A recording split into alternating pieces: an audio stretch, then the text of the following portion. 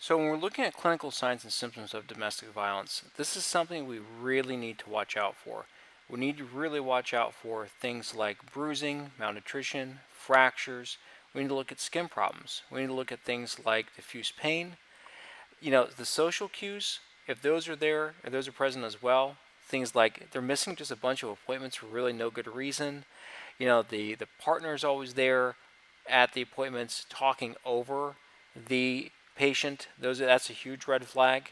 If there's been a lot of accidents, there's been a lot of trips to the emergency room, those are things we need to watch out for.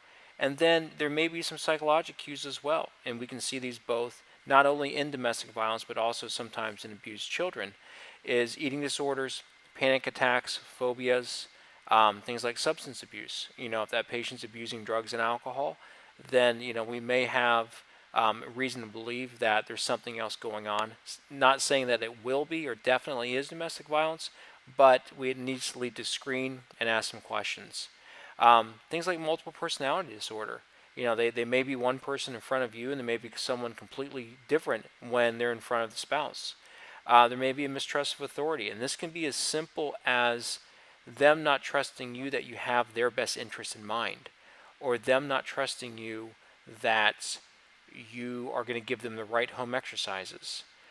So, they may be angry towards you as well. This is also something you really need to watch out for, because what we're trying to do is build rapport and trust. Now, child abuse is very similar to domestic violence, but also has some very unique and very serious consequences as well. If we suspect child abuse, we are legally required to report it. If you suspect it, you're going to call in. Please call the referring provider if there is one, and please call state and local authorities such as the Child Welfare Department, Child Protective Services, things like that. Even if you just you have suspicion, if just something doesn't seem right, you're better off calling it in than leaving it alone. Because if you know something is going on, or are suspicious of something going on, that can come back on you. So those decisions are made up to the investigators. Those decisions are not made up to the reporters, like the last line says. So make sure, if you do suspect child abuse happening, make sure you do report it, and you'll be a lot better off for it. So now we have a practice question. What I want you to do is I want you to pause the slideshow presentation. I want you to try to answer this question, and then I'm going to go ahead and move on and give the answer. So the answer is going to be true, that screening for alcohol use would be appropriate when the client reports a history of accidents. Remember that this can be as what seems as benign as, hey, I've had some recent falls lately, or as serious as they're abusing alcohol for domestic violence purposes or other purposes that definitely need our attention. One of the other things we need to look at is going to be fitness history. We want to make sure this person has a history of some sort of fitness. If they don't, that's okay. But we need to know what that level of fitness is. And trust me, we're going to see everything from I've not exercised in 20 or 30 years, or sometimes more, to I do CrossFit, or I do some sort of high intensity exercise in almost on a daily basis, or multi bouts per week. The reason this is important is because this gives us kind of a potential indication for motivation. If this person's really fit, has a good history, they have some good goals, then they're going to have a lot of motivation to get back to what they're doing. We also need to correctly dose frequency, duration, intensity. Is their fitness related to their symptoms? Think about that long distance runner, or the cross country athlete, where maybe they have some symptoms that are related to their activity, and we need to address that as well. And then complications due to inactivity and mobility. And this is not just our post-surgical patients, but maybe this person, they've gotten some back pain, they have some neck pain, whatever it is, and it's directly related to their lack of activity. Sleep and night pain, there's going to be two other big things we need to look at. What's their sleep cycle like? Are they getting enough sleep? Are they sleeping too much? Each one of those findings, each one of those reports can be equally problematic. Are there any disruptions in sleep? Is sleep, if they're having a disruption in sleep, is that an isolated event? Is it just one time? Or is it 5, 6, 7, 8, 9, 10 nights in a row, or even more? If that patient's having night pain, the big things we need to ask are, is it waking you up? And if it does, are you able to fall back asleep?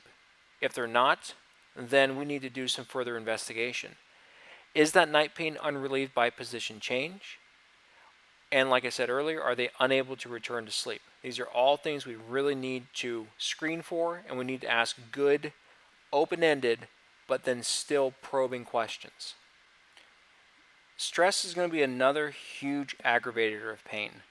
If that person's having a high level of stress, if they have a lot of life stressors, whether this is related to anxiety, depression, or not, we need to identify those. We need to address those, because not only in the evaluation process, but then also in things like our treatment plan, compliance with treatment, adherence to things like home exercises, we need to address any sort of potential barriers that may occur and may exist in order to give that patient the best treatment possible.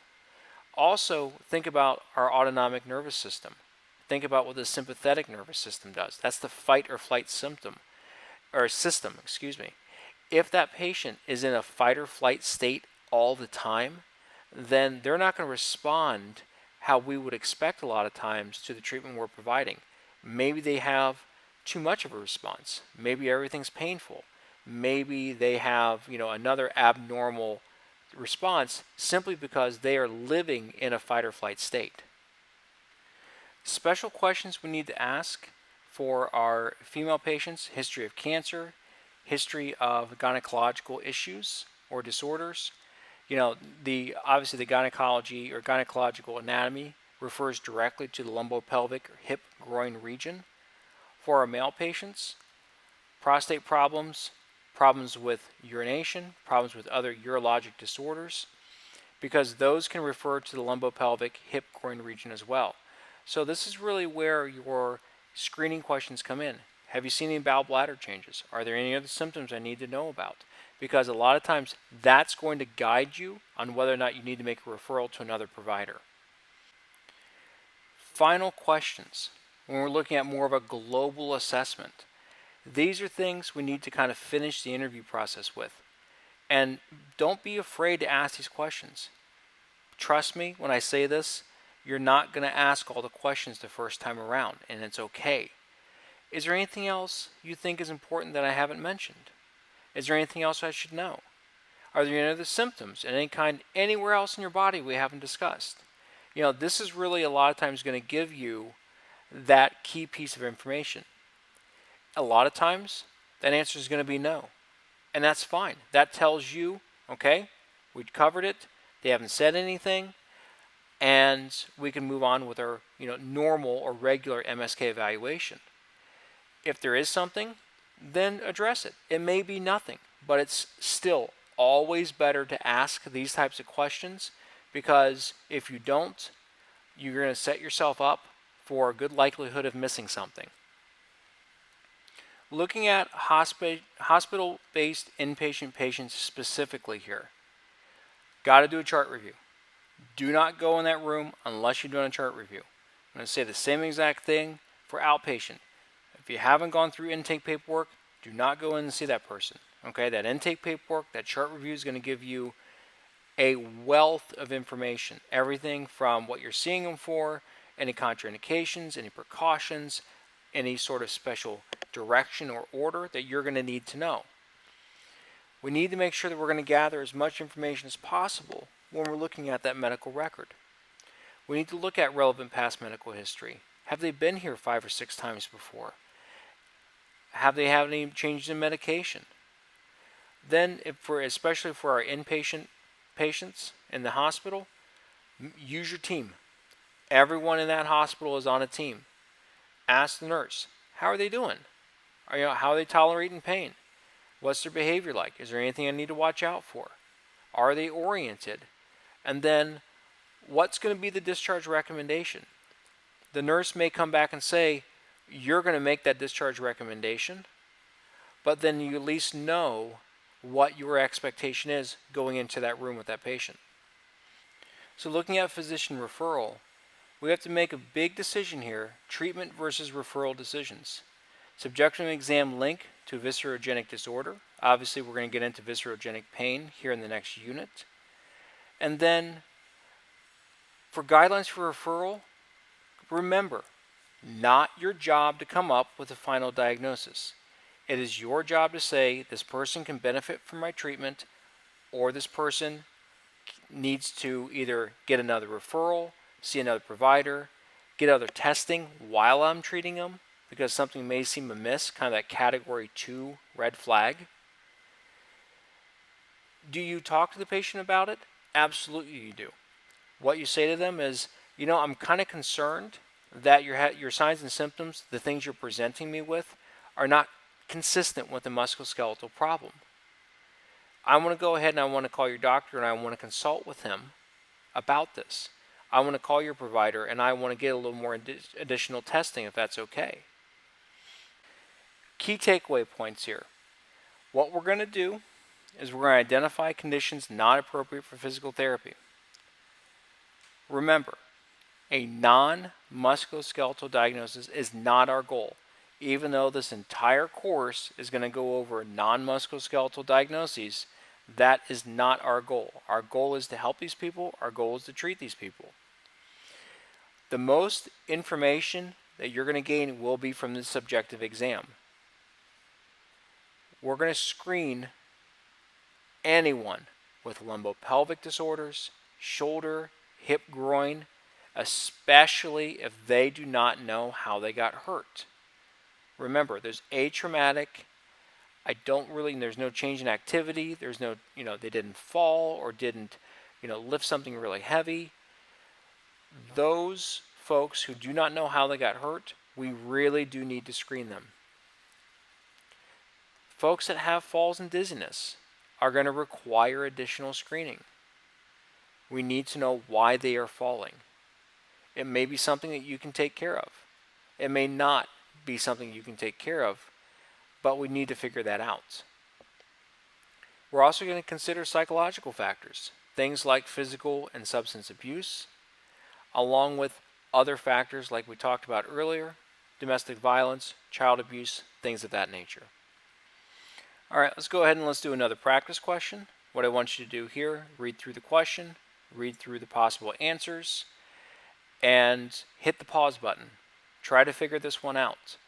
I'm going to go ahead and move on and obviously give the answer and the explanation. The answer is going to be D for this question, water retention.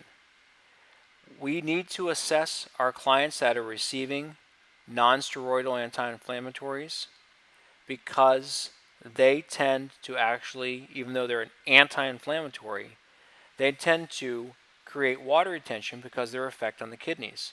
Remember, if our kidneys are not sloughing off or giving off or excreting as much fluid as they should, then we're going to have more volume in our arteries, in our vein, in our heart, which is going to lead then to hypertension. More volume is going to equal more fluid flowing through the area. That pressure is going to go up.